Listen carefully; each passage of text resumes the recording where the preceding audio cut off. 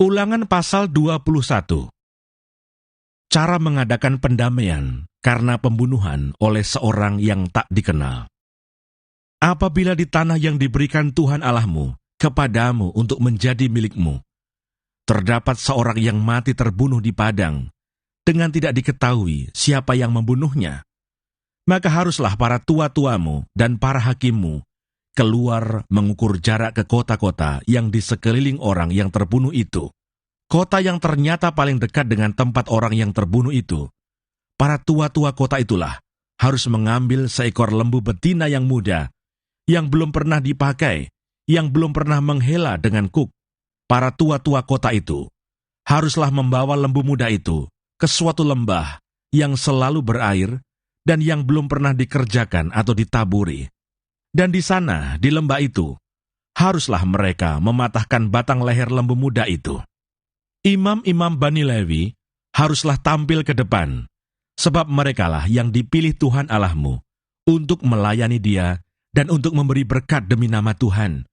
Menurut putusan merekalah, setiap perkara dan setiap hal, luka melukai, harus diselesaikan. Dan semua tua-tua dari kota yang paling dekat dengan tempat orang yang terbunuh itu, haruslah membasuh tangannya di atas lembu muda yang batang lehernya dipatahkan di lembah itu. Dan mereka harus memberi pernyataan dengan mengatakan, tangan kami tidak mencurahkan darah ini, dan mata kami tidak melihatnya. Adakanlah pendamaian bagi umatmu Israel yang telah kau tebus itu, Tuhan. Dan janganlah timpakan darah orang yang tidak bersalah ke tengah-tengah umatmu Israel. Maka karena darah itu telah diadakan pendamaian bagi mereka. Demikianlah, engkau harus menghapus darah orang yang tidak bersalah itu dari tengah-tengahmu. Sebab dengan demikian, engkau melakukan apa yang benar di mata Tuhan. Tawanan perempuan yang diambil menjadi istri. Apabila engkau keluar berperang melawan musuhmu, dan Tuhan Allahmu menyerahkan mereka ke dalam tanganmu, dan engkau menjadikan mereka tawanan, dan engkau melihat di antara tawanan itu seorang perempuan yang elok, sehingga hatimu mengingini dia, dan engkau mau mengambil dia menjadi istrimu, maka haruslah engkau membawa dia ke dalam rumahmu. Perempuan itu harus mencukur rambutnya, memotong kukunya, menanggalkan pakaian yang dipakainya pada waktu ditawan, dan tinggal di rumahmu untuk menangisi ibu bapanya sebulan lamanya. Sesudah demikian, bolehlah engkau menghampiri dia dan menjadi suaminya sehingga ia menjadi istrimu. Apabila engkau tidak suka lagi kepadanya, maka haruslah engkau membiarkan dia pergi sesuka hatinya. Tidak boleh sekali-kali engkau menjual dia dengan bayaran uang. Tidak boleh engkau memperlakukan dia sebagai budak, sebab engkau telah memaksa dia. Hak kesulungan.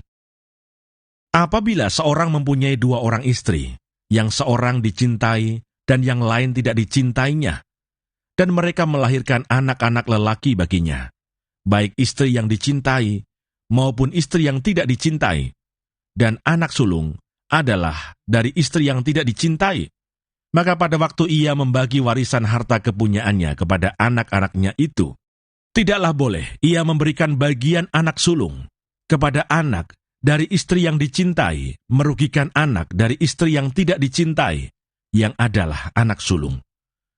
Tetapi ia harus mengakui anak yang sulung, anak dari istri yang tidak dicintai itu, dengan memberikan kepadanya 2 bagian dari segala kepunyaannya, sebab dialah kegagahannya yang pertama-tama, dialah yang empunya hak kesulungan. Anak yang durhaka.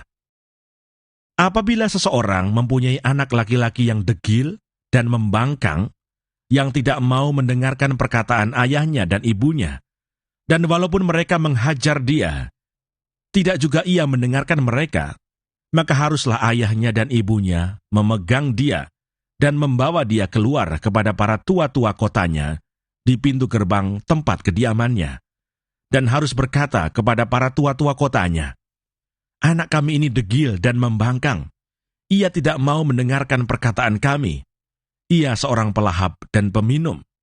Maka haruslah semua orang sekotanya melempari anak itu dengan batu sehingga ia mati, demikianlah harus kau hapuskan yang jahat itu dari tengah-tengahmu, dan seluruh orang Israel akan mendengar dan menjadi takut. Penguburan orang yang dihukum mati. Apabila seseorang berbuat dosa yang sepadan dengan hukuman mati, lalu ia dihukum mati, kemudian kau gantung dia pada sebuah tiang, maka janganlah mayatnya dibiarkan semalam-malaman pada tiang itu, tetapi haruslah engkau menguburkan dia pada hari itu juga, sebab seorang yang digantung terkutuk oleh Allah. Janganlah engkau menajiskan tanah yang diberikan Tuhan Allahmu kepadamu menjadi milik pusakamu.